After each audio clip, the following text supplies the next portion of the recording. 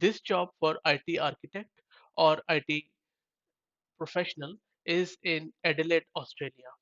This is of hybrid nature, and mainly this job is revolves around the roles of enterprise architecture and solution architecture.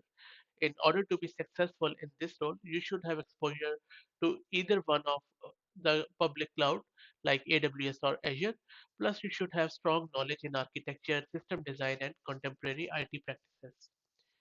You should have a background in system development, support, and maintenance, plus advanced knowledge of system analysis.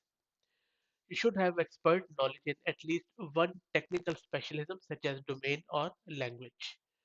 The ability to quickly understand the functions and capabilities of new technology is a must for this role. So seems like pretty generic role. And if you think that this role is for you, then go to NRI Australia and New Zealand's website and apply directly from there. Thank you very much.